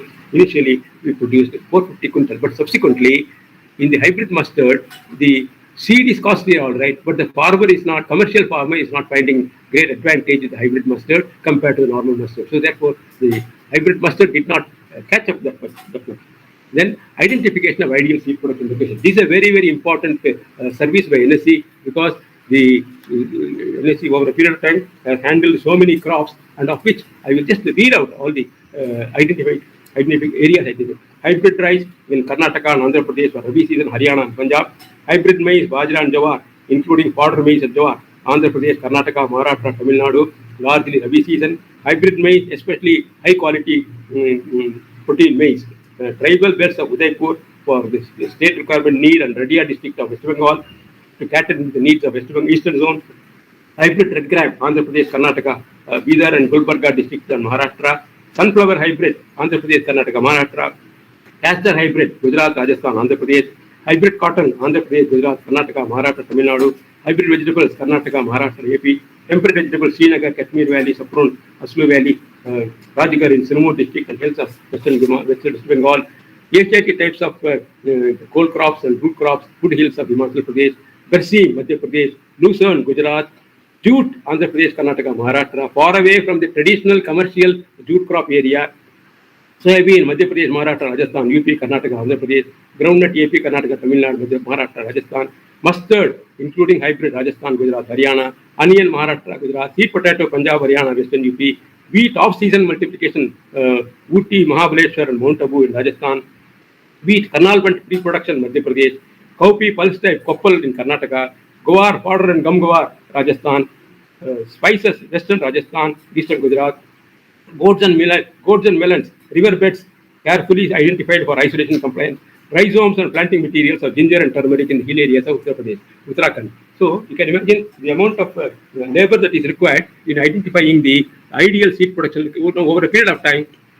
These seed production locations developed over a period of maybe a decade or so, or even 2 decades, have become standard. Now, when you say jute seed production, there is only pocket. You cannot produce jute seed anywhere else as of now. So that is the kind of I should say, agroclimatic suitability, the season, and the area. And then in that process, we have identified competent seed growers and their seed program development. I mean, their seed production infrastructure has been developed to such an extent that they are comfortable with that. So this is a very big contribution to the Indian seed program of identifying ideal seed production locations. And now in that process, NSC has established 12,500 growers and 2,560 dealers. Next, please. Next, please. Yeah. Now, in this process, naturally, emergence of private producers from among the NSC growers. So, naturally, when the seed growers were doing very well, some of them wanted to become they themselves produce and they sell. So, quite a good number of them have emerged. And today, 400 to 500 seed companies are there, constituting to about 50 to 60% of the country's seed production and marketing. But the only point is, majority of them are concentrating on F1 hybrid because it is commercially F1 hybrids are more profitable. That is only a small minus point in it, but otherwise it is good. Now the other one is of very great interest to Kerala, paddy seed supplies for Kerala. It's a special focus for Kutanad region, Alapi, etc. On an average, about 30,000 quintals of paddy seed is supplied, comprising of Jyoti, Uma, Atira, Ritveni, Shreya, these varieties. And maximum about 60,000 quintals it has gone. And we have an MOU with the Kerala State Seed Development Authority and the Vegetable and Fruits Fruits Production Center of Kerala. And in 1819 and 1920, the Kerala floods, NSC supplied 35,000 quintals of paddy and 38,000 quintals respectively. So these are all very important contributions. And interestingly, in paddy seed, or for that matter in Kerala, NSC's activities in Kerala are greatly inspired by the KAU and the CTCRI, CPCRI, and also very specifically the Mankombu station. Also, we used to have in the Kutanad area, Mankombu station support used to be great. And interestingly, annually we have definitely one dealers meeting sometime in the month of July, August, or something like that for the Kutanad area specifically, because the entire seed production, entire seed required for Kerala is bulk of it is produced in Andhra Pradesh and parts of Karnataka, and naturally it has to be entire thing is monitored according to the requirement of the state. And so far it has been a very successful activity. I should say from 1983-84 onwards, all through it has been a very successful activity. Naturally, NSC is privileged to be an important contributor to paddy seed supply for especially for Kutanad area of Kerala. And naturally, in that process, NSC learned a lot of how to handle the activity. And the very interesting point is in Kerala, the dealers meeting, we find the Department of Agriculture, the dealers, and the local team. They all cooperated so well, even if we're taking 1 quintal seed or 100 quintal seed, but their response is the same, responsible participation. Now, that's a great point to be appreciated as far as Kerala is concerned. Now, in that process, naturally, NSC, the seed requirement is to be very sudden. So quite often, you don't anticipate what seed is required, but suddenly a demand comes, but then NSC didn't want to say we don't have it. Therefore, we identified centers or institutions or companies where that quality seed is available. So, outsourcing of seeds, empanelment. So, we created a panel of panel of seed sources on whom NSC can depend upon at short notice from last about 10 years or so, or 15 years. Now, empanelment of outsourcing of seeds. Then, attempts in horticulture and planting materials and tissue culture into Bhubaneswar from 2005-9 onwards. And in this process, banana, gladiolus, ginger, turmeric, and of course with the state seed farm, central seed farms after SFCI merger, the horticulture materials such as turmeric and ginger, and fig fruits like fig, jack, mango, guava, pomegranate, amla, plum, peach, sapota. They are all the planting materials are getting available now. Next, please. Yeah. Now, in that process, the government of India, I mean, naturally, any public sector has a what do you call a CSR role, corporate social responsibility role. So, NSE services in last, I should say, 2003 onwards, regularly, it is taking part in various CSR activities. They are releasing services in the form of, let us say, as simple as a toilet for the school to supply of school bags or uniforms for the children, and various kinds of veterinary camps, poultry camps, and free soil testing, free seed testing, and seed storage bill, supply of seed storage bill, etc., etc. Various kinds of social responsibility functions, services NSE is doing. And in that process, NSE is also participating actively in various Government of India programs, such as starting with the High Yielding Variety Program of 1965, then Technology Mission on Oil Seeds and Pulses, then OPDP, that is Oil Seed and Pulses Development Program, Integrated Scheme on Oil Seeds, Pulses and Maize, then National Fund Development Program, Minikit Program, NMOOP, that is the National Mission on Oil Seeds and Oil Palm, then National Food Security Mission, then Mission on Development of Horticulture, then the targeting rice fallow areas, then bringing green revolution in Eastern India, then accelerated food development, accelerated border development program, then special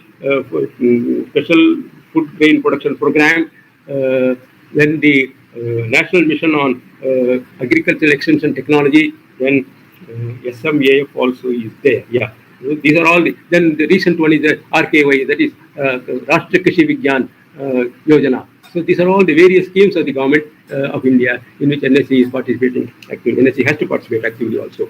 And at this point of time, we mentioned about green manure seeds, because green manure is a very important component of agricultural production, crop production, so soil health management, and there the NSE has been at it, I should say, from the mid-70s onwards. And interestingly, Sesbania rostrata is a legume typically known for aerial nodules also, in addition to root nodules. Nitrogen fixing bacteria nodules are available on the stem also. So NSE has successfully handled the seed production of Sesbania rostrata also and supplied. But the quantities are more of Daincha and Sesbania. So on an average, about 12,000 quintals of green manure seed is supplied each year by NSE. And apart from that, efforts in organic farming for that, rhizobium bacteria culture, bacterial culture, acetobacter bacterial culture, then phosphate solubilizing bacterial culture are also supplied. Then in this case, NSE support to private sector growth is very important. You see, because after all, when the private sector was developing very fast, NSE had to naturally join hands with them to see that we as a seed industry work together. And for that, the Seed Association of India was formed in 1985, Association of Seed Industry in 1992, INSEA in 2002, NSCIA in 2007, and the Federation of Indian Seed Industry in 2016. So NSE is I should say, an important supporter of the private sector growth. Then next one, next please. Next please. Yeah. See, when all these were happening, there were many occasions where seed growers suffered due to some kind of a loss or the other, because the seed crop production means some amount of rejection, some amount of loss, some amount of natural calamity is a part of the agricultural situation in India. So therefore, seed growers were suffering a lot in between. So therefore, the government of India launched, through the various corporations, the insurance companies, seed crop insurance scheme was launched. And the NSA naturally had an active role in developing the scheme and then monitoring the implementation of seed crop insurance scheme in support of the, in association with the insurance institutions. And then NSE, over a period of time, naturally, NSE technical cadre strength has improved a lot over a period of time. But then, naturally, we all, I belong to the 1964-65 batch, and over a period of time, there was a time where we had 1,800 people, 1,900 people. But then the surpluses of shortages of staff were also a common thing, because we very difficult to reduce the staff once they enter. But then the program should compensate with the staff available. But over a period of time, now it is stabilized. In the last 4 or 5 years, the with the various technical support, the consultancies, I should say human resource consultancy, the government, NSE has decided not to have a staff of about 1224 approximately, of which 1024 will be that is 84% will be the technical staff, of which 681 will be agriculture and 343 is engineering, because engineering is a very important technical support for NSE because of the various 8 farms are there, plus the processing machinery, processing plant, seed storage structure, seed testing laboratory, where the engineering support is required. So therefore, the NSE staff strength, the plan, that is the staff recruitment and appointment is taking place with this target, with this I should say broad outline in mind. Then over a period of time, of course, NSE has received several awards and recognition, which I'm not listing out. It's quite a good number. And then very important development in this is NSE's technical efficiency are exports abroad. See, over a period of time, what happened? You can imagine between 1980 to 90, during that period, or even 80 to 2000, during that 20-year period, 2-decade period, NSE's technical staff at the different levels, they had acquired quite a good amount of technical knowledge and proficiency and efficiency and expertise. Therefore, various other countries, especially of the FAO sponsored programs in various developing countries, they wanted technical officials to support their program. A country like even Mozambique, etc., or Iraq, etc. So many of them, Ghana, African countries, and even Indonesia, Malaysia, etc. They all required some kind of a support. Libya, they had various kinds of technical support requirements. There,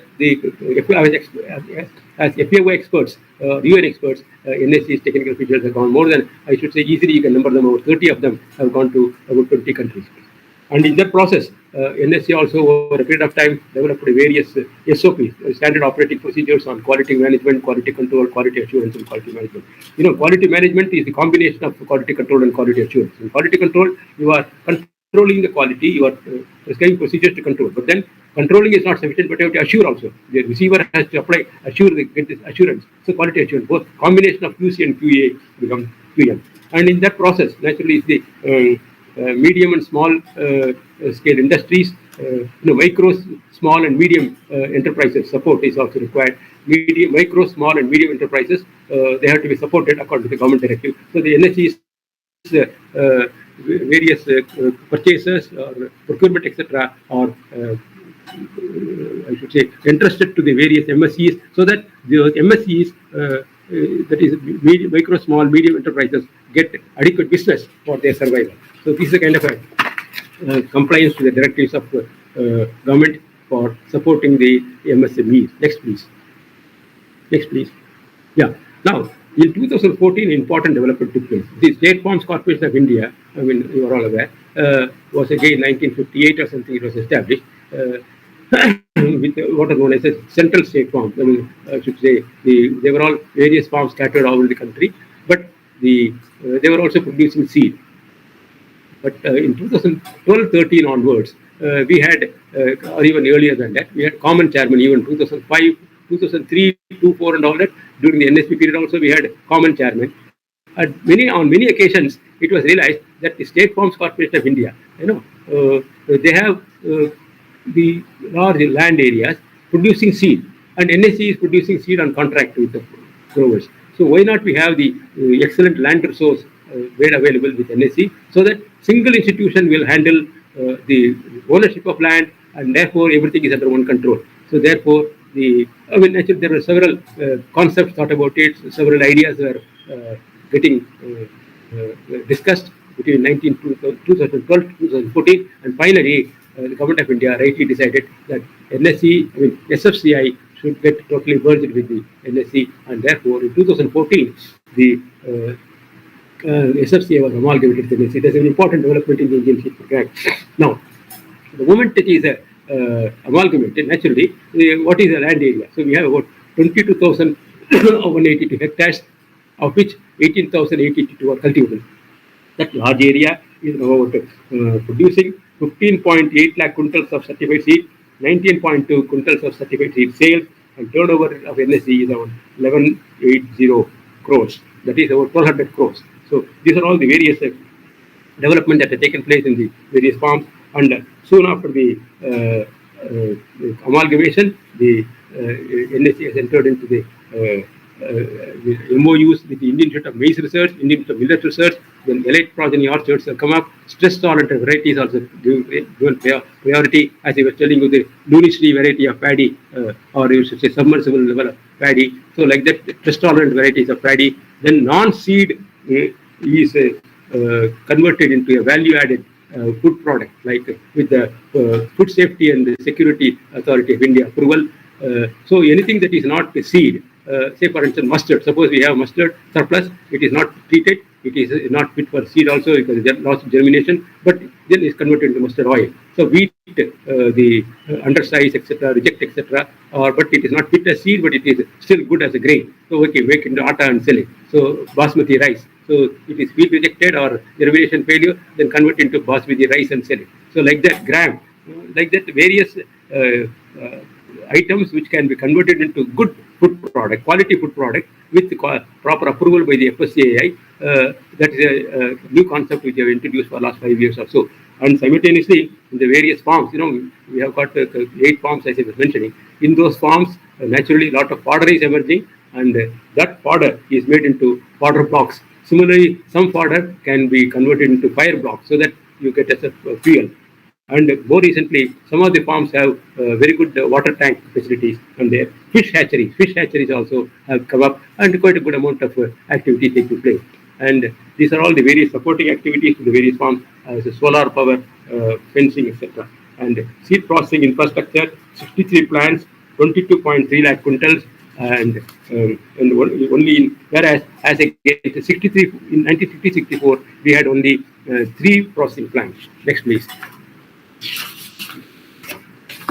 Now, simultaneously, in the storage infrastructure, it is now ordinary 153 stores, 14.7 lakh quintals, with AC store of 7 AC stores and 13,500 quintals of this.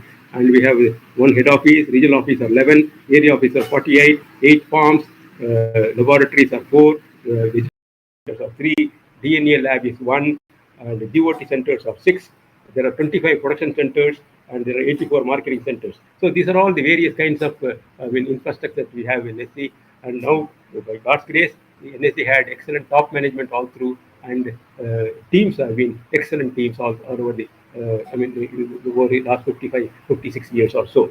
And now NSE plans for the future. There are 45 ideas have been identified in the recently published book, that is NSE's Journey in the Service of Farmers. In para number 312, we have listed 45 items on which NSE would like to work on in the coming years. So with these words, I think I should conclude. My time limit also is just reaching. So I think thanks a lot for the patient hearing. Sorry if I have gone a bit fast, or if my words were not very clear.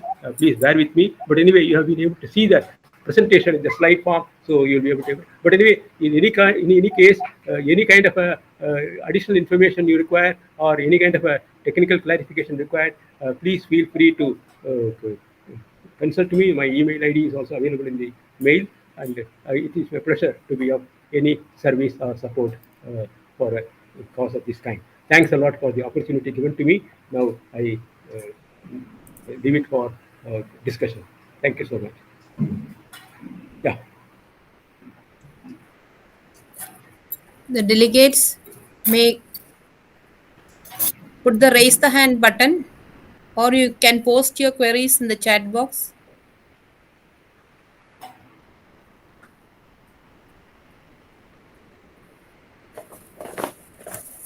Deidre? Yes. Can I ask my question? Yes, please. Yes, please. Shankaran sir, Yes. your talk was very, very interesting. What I would like to ask is your views on the new seed bill that is going to be tabled. What the new seed bill? New seed bill. Yes, Okay. sir. I should say I am sorry to say that, because the new seed bill, you may be aware, it was initiated in 2004. Now it is 17 years over, and over a period of time, it has undergone so much of ifs and buts. and as such, today's shape of the new seed bill is really not in public knowledge. And the idea is basically I will go back to the initial Seed Act. You see what happened in 1966, the Indian Seed Act was passed, but you will be knowing that it was in 1957. It was in 1957. Professor A.S. Carter came to India and he developed the draft seed bill based on his seed law knowledge of US, America. And 1957 was the first draft of the seed bill, Indian seed bill. It was passed in 1966. So it took 9 years. And you can imagine in that 9-year period, and by the time, 1966 the act was passed, 1968 the rules were framed, 1969 the act was enforced. Now, by the time the act was enforced, the country has, because the Seed Act was formulated even before the seed industry developed. The seed industry development took place after the 63, 65, etc., etc. But the Seed Act was getting shaped before that. So, keeping the cart before the horse, that was the type of situation that time. And now what is happening? 2004, the bill was developed, drafted first time, and Mr. Govinda Nair was a very prominent figure, IAS officer of Joint Secretary cadre. He became a FAO advisor later. So Mr. Govinda Nair was the Joint Secretary that time. During that time, he was instrumental in developing the seed bill. That was a good. But what was the first draft of seed bill in 2004 and what is it today? It has undergone at least a dozen changes because they appointed so many committees and reviews, etc. But it has not taken proper shape at all so far. So therefore, even though almost in every parliament session they used to say it will get considered, but it never got. It is still lost in the queue. As a result, frankly speaking, I am still not aware exactly what is the. I am only aware that the bill has not reached the stage for approval at all. But interesting point is the bill is trying to trying to liberalize the control on seed activity, liberalize the control so that the trade is more free to handle the activity and the farmer is able to get a seed at ease. There is no price control in the seed bill. There is no control on the price. It is only the quality. And that is how the limited knowledge I have an update on seed bill. Yeah. Okay. And let us see. I do not know how it is going. But we have. I can pass on to you the latest version of the seed bill. Let us see if it has any value. I will pass it on to you. Yeah. There has been a lot of objections. Of course, everything has their objections. Sure. But this is, it still remains new, though it was initially. Correct. Yeah. Sure.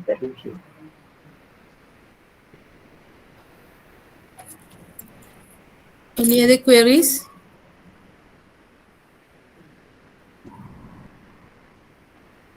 If there are no more queries, shall I invite Dr. Rosemary Francis to offer her concluding remarks? Yeah, I think, Digi, because today it has come between holidays, a few holidays, especially the attendance is low. Yeah. But I'm sure that those who are and simultaneously 4 webinars are going on in our university itself. Oh. Yeah, that is it. So those who have not attended, the absentees have really missed. Madam, I can do one thing. I have no problem. The presentation can be shared with whomsoever you want. Yes, sir. We will share it, sir. It is also available in the YouTube for those who have not attended can attend the same again. Yeah, that system has been there. But it is a really loaded talk, sir. It has been loaded with information, and I don't know. This is the first time I'm hearing a history sort of lecture being presented in a very lively manner. Usually I am very allergic to history and it is very difficult to comprehend. Yes, and this is one lecture that has been tracing the history of seed industry development in India in a very, very engaging manner. I think I have heard from you earlier in the ICRIP and NSC meetings, but then this sort of lecture, one-to-one interaction, it has never been there, and it is very impressive. And I'm sure those who have attended this is they had a very good key takeaway messages. And actually, sir, when I was at Patambi, I used to dread the visit of Aisha madam. She used to come for the She's here before me. yeah. Oh, yeah, In fact, the moment you talked to me, I was talking to Madam Aisha. Madam Aisha is sitting before me only. She is here only. yeah, I used to dread her visit. She used to come and she used to visit and say, the DSPs, you're not doing that, you're not doing. And of course, our fields are very poor soil, and it was not that very well managed also. But then she used to come and at that time it was the NSC, like you said, the NSC technical people, they had expertise which we didn't have. I just joined there, and she used to come, and really I learned a lot from how to go about the seed production from her a lot. She used to advise us, and so that also has been a very shaping. I mean, a lot of inputs I used to get from her during her visit. So Madam Aisha is instrumental in, I should say, stabilizing our paddy seed availability, production availability, etc. in Kerala, typically. Yes. And interestingly, she has several other, I should say, merits. One of them is import of coconut seedlings, for our Palghat premises, So, coconut nursery, she developed it, and we had a contact with the Kayangulam station, and then developed it, and like that, tidbits, some of them are very interesting contribution from her. We remember her services a lot. Yeah, it misses the mean. I really want to thank Ahmad Raza pointing out that you are the right person to interact with this, and I think his judgment has not failed. It is totally true. We really enjoyed your talk, and before this, I just used to think that NSC is more involved in just regulating or the seed distribution, production, and things. But like you people, after your talk, it is very evident that NSC has been playing a great role in like strategic planning, like you do the border security pros and things, and the defense. No, it has an equal. It has played a very crucial role at to bail out our country during crisis, and then it is really an eye opener, sir. Actually, and I think like the seed industry's development or growth in India is actually the growth of NSC. It is really both are intertwined and interlinked, and that is very only after this talk. And I think I'm sure your book on this NSC, that journey. Yeah, it must. Every moment was a challenge in one crop or the other, in one case or the other. I think your role when you were in NSC, you really enjoyed it. A lot of a lot of experience. My next birth should be as a seed or seed man. On the other side, we used to be scared of you, I never see you. Very interesting subject. Very interesting. Yes. Can be said.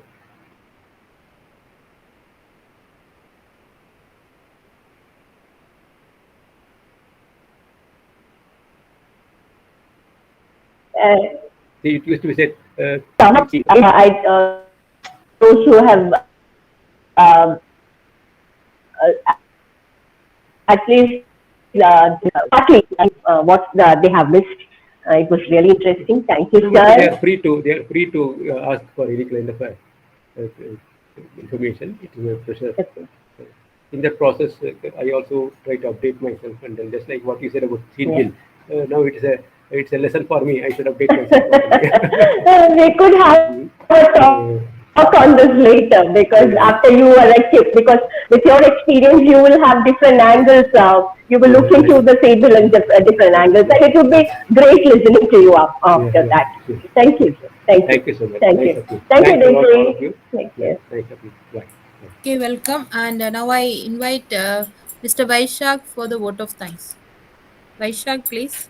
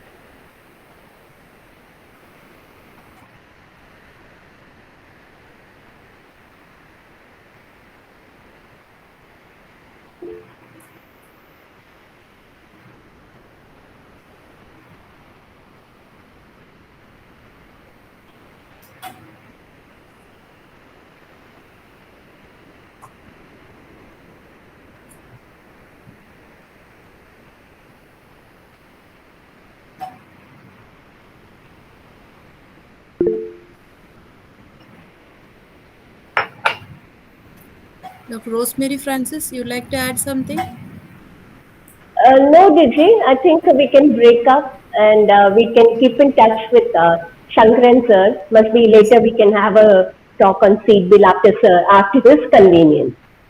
Sir, thank you, sir. Thank you. Thank you very much, sir. Thank you so much. Thank you, sir. Right. Bye.